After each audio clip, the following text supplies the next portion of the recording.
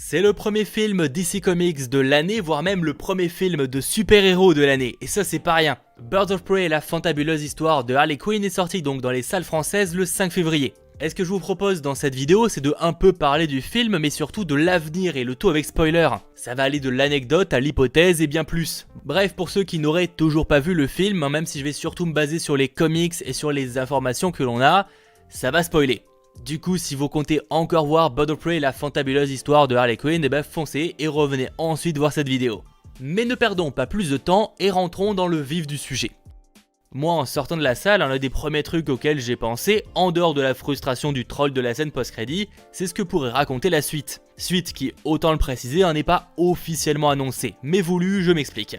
Déjà, pour comprendre ce qui pourrait arriver ensuite, je pense important de revenir justement sur l'origine du projet qui va tout dessiner. En effet, tout a commencé, ou presque, avec le film Suicide Squad sorti en 2016. Financièrement, c'est un gros succès, plus de 740 millions de dollars au box-office international, et à titre de comparaison, c'est mieux que Man of Steel, mieux que Shazam, ou même que la Justice League. En revanche, c'est du côté de la critique où le film s'est fait lyncher, et pas qu'un peu. Mais on va pas s'attarder là-dessus. Quoi qu'il en soit, très vite des spin-offs de Suicide Squad sont envisagés et en vrac, Warner Bros et DC lancent le développement de films comme un Suicide Squad 2, un Gotham City Sirens, un Joker, un Harley Quinn, un Joker Harley Quinn, etc. etc. Le point commun dans tout ça ou presque, c'est surtout le fait que Harley Quinn de Margot Robbie est présente. Et faut dire que c'est un petit peu le personnage qui a le plus convaincu la critique.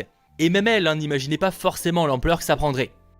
Mais comme vous l'aurez peut-être remarqué, des projets que je viens de vous citer, aucun ne verra le jour, en tout cas sous la forme prévue à l'époque. En effet, un Suicide Squad 2 a été annulé une fois le script presque terminé, et les acteurs s'entraînaient même à revenir. Et c'est un peu plus tard que le projet se fait entièrement enterrer avec le licenciement de James Gunn par Disney. Warner Bros qui flaire le bon plan propose au réalisateur de faire un petit peu ce qu'il veut, et il s'intéresse donc à la Suicide Squad. Team que d'une certaine manière on peut comparer avec les Gardiens de la Galaxie dont il est le réal chez Marvel.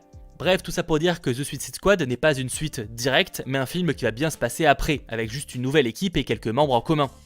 Mais vous allez sûrement vous dire pourquoi il nous parle de The Suicide Squad alors que la vidéo se concentre sur Birds of Prey et son avenir. Eh ben car l'avenir de Birds of Prey et de Harley Quinn surtout va passer par The Suicide Squad justement. Et oui, le personnage de Margot Robbie est confirmé dans le film de James Gunn, qui est prévu pour le 4 août 2021. Et imaginer l'avenir de Harley sans en parler, ça n'aurait que peu de sens. Pour en revenir à Birds of Prey, et on fera le lien avec The Suicide Squad un peu plus tard, je rappelle que le film se termine sur Harley Quinn et Cassandra Cain qui, avec le diamant, prennent la fuite. On apprend que de leur côté, Renee Montoya, Black Canary et Huntress deviennent les Birds of Prey, une équipe de justicières qui combattent le crime. On les voit d'ailleurs avec un costume très similaire et une nouvelle équipe, qui pourrait même conduire à un film indépendant sur juste ces trois persos. Quand on compare aux comics où elles sont les trois héroïnes de leur propre série, franchement il y a pas mal de choses à faire et le film ne les explore qu'en surface. Même si honnêtement je doute vraiment que ces trois arrivent à marquer suffisamment pour faire un film qui fonctionnerait au box-office. Mais on me connaît, niveau estimation de box-office, je suis complètement naze. Malgré tout, la Huntress du film, pas très habituée à discuter avec les gens et qui se la joue Kill Bill, c'est cool. Pareil pour Black Canary, fille d'une justicière au même pouvoir qui a perdu la vie. D'ailleurs, Journey Smollett-Bell explique dans une interview que pour le cri de son personnage, elle s'est inspirée de Black Canary dans le jeu Injustice 2. Elle voulait un aspect primal, que le pouvoir fasse partie d'elle, qu'elle tente de le cacher. Et concernant Renee Montoya, c'est un flic qui n'a jamais eu la reconnaissance qu'elle mérite. Un flic qui, comme le dit très bien Harley Quinn, fera mieux en travaillant en indépendant. Peut-être même que si on la revoit un jour, elle deviendra The Question, comme dans certains comics. Bref, j'espère vraiment les revoir. Mais ce qui va surtout nous intéresser là, c'est Harley Quinn. Déjà, on voit très bien qu'elle n'est pas si méchante que ça, puisqu'elle rend sa fortune à Huntress. Alors que clairement, elle avait le diamant, elle aurait pu tout garder. Et en compagnie de Cassandra Cain, elle monte son agence de petits services, comprenez voler, tuer, ce qu'on lui demande. Pour en revenir à The Suicide Squad, pour l'instant j'ai plutôt tendance à supposer qu'il prendra place après Birds of Prey. Et étant donné que Harley Quinn n'y fait pas allusion quand elle résume sa vie en quelques mots, alors qu'elle fait bien référence au Suicide Squad de 2016. Et dans ce cas, étant donné que Cassandra Cain ne sera pas présent dans le film, on comprend que leurs chemins vont se séparer. L'explication la plus probable pour l'instant, c'est que lors d'un crime, Harley va se faire choper, et voilà, elle rejoint la Suicide Squad. Ouais, c'était facile, et c'est surtout exactement comme pour le premier film. De son côté, Cassandra Cain pourrait elle bien changer, pour ceux qui ne le sauraient pas dans les comics, Cassandra Cain devient la troisième Batgirl et rejoint donc Batman. C'est quelque chose qui pourrait tout à fait arriver si elle se retrouve toute seule, mais à ce niveau-là, on est vraiment sur de la pure spéculation. Ce qu'il faut surtout retenir, c'est que tout dépendra du succès du film. Si Birds of Prey devient un carton, il est évident qu'on bouffera des spin-offs ou des suites, comme ce sera le cas avec Aquaman par exemple. A l'inverse, si ça bide, nous pourrons sûrement les oublier. Le point positif, contrairement à Suicide Squad, c'est que les critiques lui sont majoritairement favorables. C'est quand même bon signe.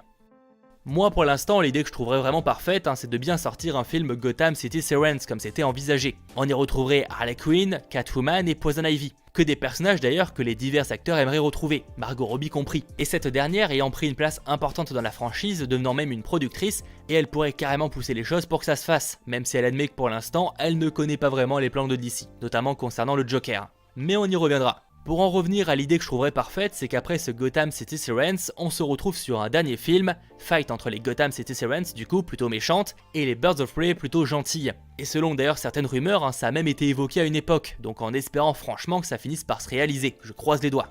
Et du coup vous allez peut-être vous poser la question, le Joker dans tout ça. Selon Margot Robbie, c'est inévitable, il faudra bien qu'un jour les deux se recroisent. Ils vivent dans la même ville, fréquentent les mêmes milieux et risquent donc probablement de se faire chier mutuellement. Donc effectivement, ça doit arriver. La preuve, Birds of Prey passe son temps à y faire référence, on ressent l'emprise que le maître du crime a sur la ville. Que d'ailleurs, ça en devient même bizarre de plus le voir, à se demander vraiment ce qu'il fait pendant que Black Mask tente de prendre le contrôle.